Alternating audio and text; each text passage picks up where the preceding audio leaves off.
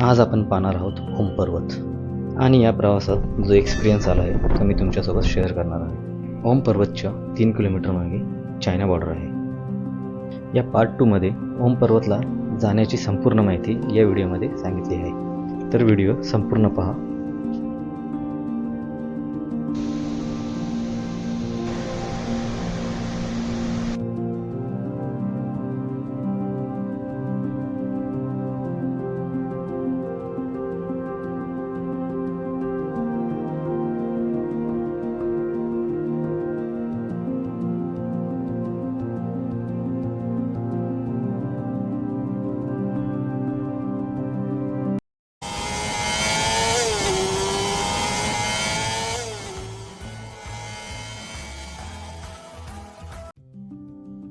नमस्कार मित्रांनो, जय शिवराय, हर हर महादेव. आपल्या ट्रॅव्हलर फ्रीक या चॅनलवर आपले मनापासून पुन्हा एकदा हार्दिक स्वागत. आपला हा आजचा प्रवास असणार आहे धारचुला ते गुंजी. गुंजी हे समुद्र सपाटीपासून जवळजवळ 3500 मीटर उंचीवर आहे आणि आता आपण आहोत 950 मीटर उंचीवर. तर आपल्याला आज 1600 ते 1500 मीटर उंचीवर जायचं आहे आणि आता सकाळचे 6:30 वाजले आहेत. वातावरण खूप थंड आहे इथे. हा संपूर्ण मार्ग BROच्या अंडर तयार करण्यात आला आहे. BRO म्हणजे बॉर्डर रोड ऑर्गनायझेशन, जे आपली इंडियन आर्मी हँडल करते. आणि याच प्रवासात आज आपल्याला ही जी काळी नदी आहे जी आपल्यासोबत राहणार आहे, कारण की हा संपूर्ण प्रवास या काळी नदीच्या बाजूनेच होणार आहे. आणि याच काळी नदीच्या दुसऱ्या बाजूला तुम्ही पाहू शकता नेपाळ आहे. धारचुला ते गुंजी जवळजवळ 70 किलोमीटरचं अंतर आहे आणि या 70 किलोमीटर पार करण्यासाठी आपल्याला 2.5 ते 3 तास लागणार आहेत, कारण की हा रोड पूर्णपणे चांगला नाही आहे. मध्ये मध्ये लँडस्लायडिंगमुळे ना खूप सारा रोड खराब झाला आहे. मध्ये मध्ये JCB आहेत जिथे काम चालू आहे, पण पावसाळ्यामध्ये कितीही काम केलं तरी लँडस्लायडिंग होते आणि त्यामुळे रोड पुन्हा एकदा खराब होतात.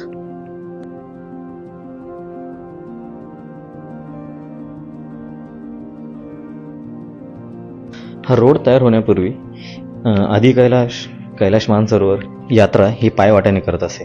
ती यात्रा जवळजवळ 25 ते 30 दिवस चालत असे, परंतु आता BROमुळे ही यात्रा आता 2 ते 3 दिवसात पूर्ण होते. सकाळी लवकर निघाल्या कारणामुळे आपण नाश्ताही केला नाही आहे. आता आपल्याला इथे कुठे हॉटेल वगैरे मिळते की नाही पाहावे लागेल, पण अशा रोडवर बाईक चालवत असताना खाणं पिणं सर्व विसरून फक्त गाडी चालवायचं मन करत आहे.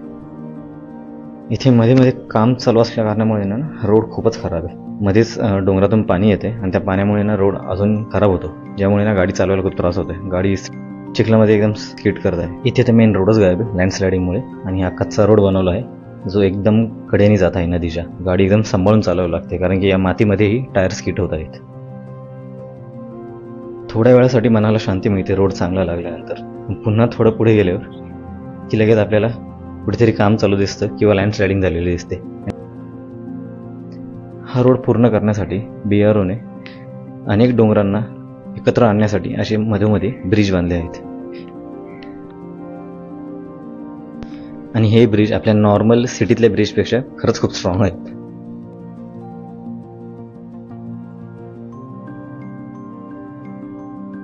आता खूप पुढे आलो आहे आणि थोडंसं अंतर पार केल्यानंतर ना इथे काल रात्री वाटतं लँडस्लायडिंग झाली आहे, ज्यामुळे ना JCB येऊन पूर्ण रोड क्लिअर करत आहेत. लँडस्लायडिंगमुळे जो मलबा येतोय ना, म्हणजे मोठे मोठे दगड, हे सर्व ना नदीच्या पात्रात सोडले जातात, कारण की रोड क्लिअर करण्यासाठी दुसरा ऑप्शन नाही आहे. तुम्ही पाहू शकता किती सारा मलबा नदीच्या पात्रात सोडण्यात येत आहे. 15 ते 20 मिनटं लागली हा पूर्ण रोड क्लिअर करण्यासाठी. आणि हा रोड बघा आता कसा क्लीन केला आहे त्यांनी, पण जागोजागी पाणी असल्यामुळे रोडवर एकदम चिखल झाला आहे, त्यामुळे बाईक खरंच खूप स्किड करत आहे. सांभाळून जावं लागत आहे. त्यात पाय पण खाली ठेवू शकत नाही, कारण की शूज खराब होते.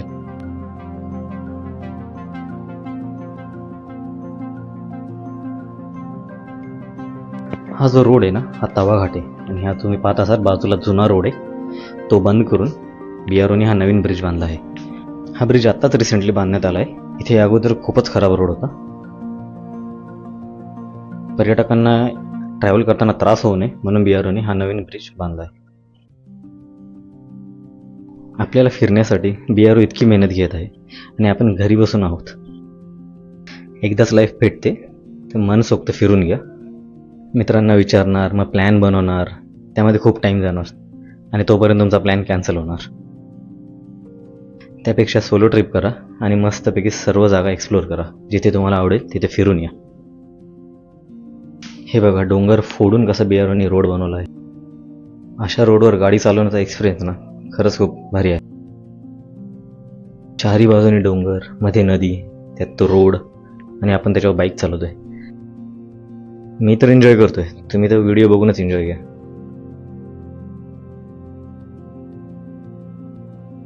आता जवळजवळ 9 वाजून गेलेत आणि सूर्याची किरणं आत्ता दिसत आहेत, जी हळूहळू रोडवर पडतील. कारण की खरंच खूप थंडी वाटत आहे बाईक चालवताना.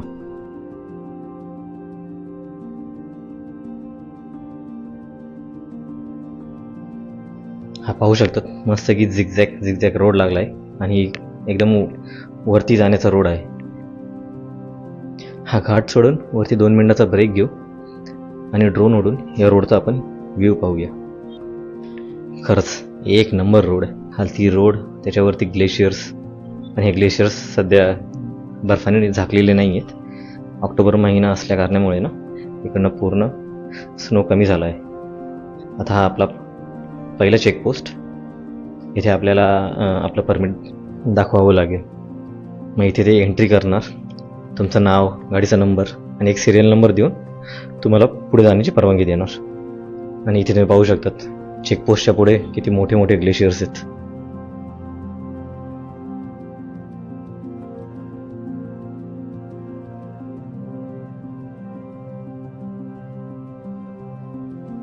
इथे तुम्ही पाहू शकतात काही नदीचा प्रवाह किती जोरदार वाहत आहे.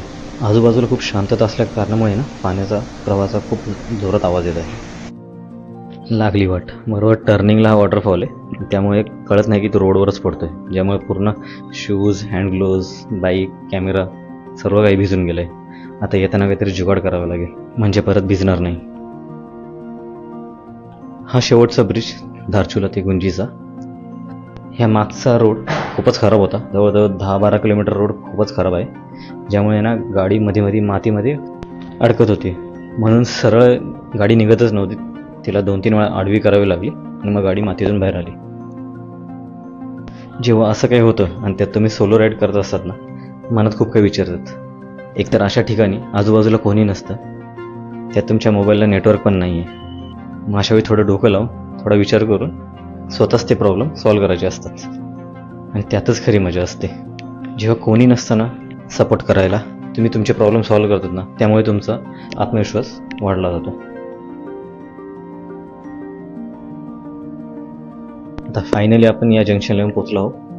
इथून राईटला ओम पर्वत आहे आणि लेफ्टला तुम्ही पाहू शकता आदि कैलाश यात्रा. इथून लेफ्टला आदि कैलाश जवळजवळ 30 ते 35 किलोमीटर आहे आणि राईटला ओम पर्वत. आणि गुंजी इथून 2 किलोमीटरवर आहे आणि त्यापुढे 20 ते 21 किलोमीटर ओम पर्वत आहे. तर आज आपण जाणार आहोत ओम पर्वतला, कारण की डिस्टन्स ही खूप कमी आहे. तर लवकर दर्शन घेऊन आपण खालती येऊ गुंजीला आणि स्टे करूया. ओम पर्वतला जाणारा रोड संपूर्णपणे कच्चा आहे, त्यामुळे या 20 किलोमीटरसाठी आपल्याला 2 ते 2.5 तास लागणार आहेत. ग्लेशियर्समधनं जे पाणी वाहून येते ते बरोबर या रोडवरच लागतं, त्यामुळे आपल्याला मध्ये मध्ये वॉटर क्रॉसिंग करावी लागते. पण सध्या आपली गाडी खूप गरम झाली आहे आणि संपूर्ण कूलंट बाहेर आलं आहे. इतक्या कमी टेम्परेचरमध्ये पण गाडी इतकी गरम झाली आहे. तर तुम्ही विचार करू शकता रोड खरंच किती खराब आहे. थोडा ब्रेक घेऊन गाडी थंड झाल्यानंतर आपण पोचलो आहोत 100 वीर मराठा, जिथे मुंबई चौपाटी म्हणून कॅन्टीन आहे, जे आपले महाराष्ट्रातील सैनिक चालवतात. इथे तुम्ही पाहू शकता छत्रपती शिवाजी महाराजांचं चित्र पण आहे. आणि आपण आज आपली गाडी इथेच पार्क करूया. बाईकचं संपूर्ण कूलंट संपलं आहे आणि आपण पुढे रेस घेऊ शकत नाही, परत बाईक गरम होईल. याच स्पॉटवर कालीमाताचं मंदिर आहे. तुम्ही वाचू शकतात की याच कालीमाता मंदिरमधून या काळी नदीचा उगम झाला आहे. चला तर आपण आतमध्ये मंदिरात जाऊ आणि कालीमातेचे दर्शन घेऊया.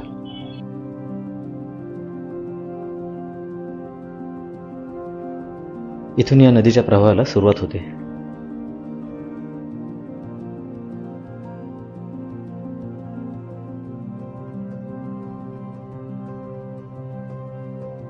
याच ठिकाणी अजून एक चेकपोस्ट आहे जिथे आपलं परमिट चेक होणार आहे.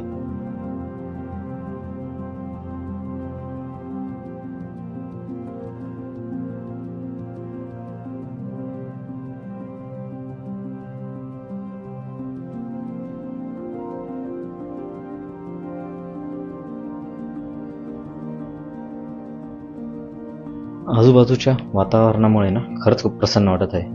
चारी बाजूनी एवढे मोठे मोठे पर्वत आणि त्यांच्यामध्ये देवीचं मंदिर. हे आहेत आशिष सैनी आणि हा त्यांचा मुलगा. इथून पुढचा प्रवास हा आपण त्यांच्या कारने करणार आहोत. इथे तुम्ही पाहू शकतात बॉम्बे चौपाटी, आपल्या महाराष्ट्रातले काही मेन्यू, आणि आज आपण इथे वडापाव खाणार आहोत. हे आहेत महाराष्ट्रातील आपले वीर जवान. एक धुळेमधनं आहे आणि एक वाशिंदेमधनं. 3 वर्ष त्यांची ड्युटी इथेच आहे. चला तर आता वडापाव खाऊन पोट तर भरलं आहे. आता इथून पुढचा प्रवास हा आपण आशिष सैनी यांच्या गाडीतून करणार आहोत. तुम्ही पाहत असाल त्यांची गाडी स्कॉर्पिओ रिअल व्हील ड्राईव्ह आहे आणि ते इथे येऊन त्या गाडीची टेस्टिंग करत आहेत. इथून पुढचा ट्रॅव्हलिंग व्हिडिओ आपण यांच्या गाडीतूनच करूया. यांच्या गाडीला सनरूफ आहे, छानपैकी व्ह्यू मिळत आहे. काल धारचुलामध्ये जिथे स्टे केला तिथेच आमची ओळख झाली.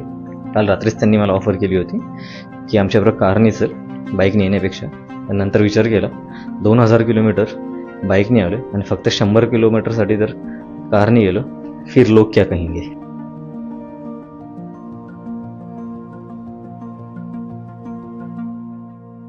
येथे जागोजागी मिलिटरीचे कॅम्प आहेत, कारण आपण जवळजवळ नेपाळ आणि चीनच्या बॉर्डर जवळून ट्रॅव्हल करत आहोत.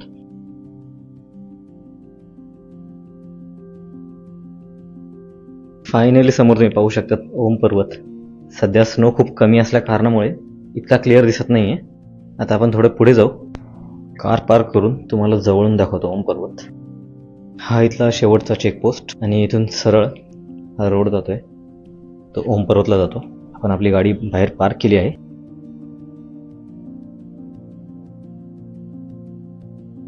इथे बाजूला छोटंसं हॉटेल आहे नाश्ता करण्यासाठी, तर आपण इथे नाश्ता करू शकतात.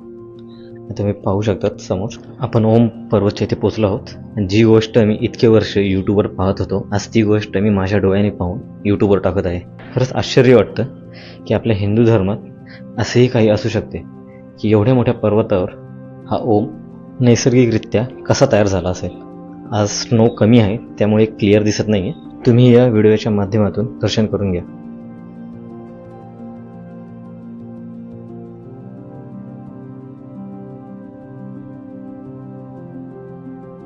हर हर महादेव, ओम नमः शिवाय. या अशा सर्व गोष्टींमुळे ना उत्तराखंडला देवभूमी बोलली जाते.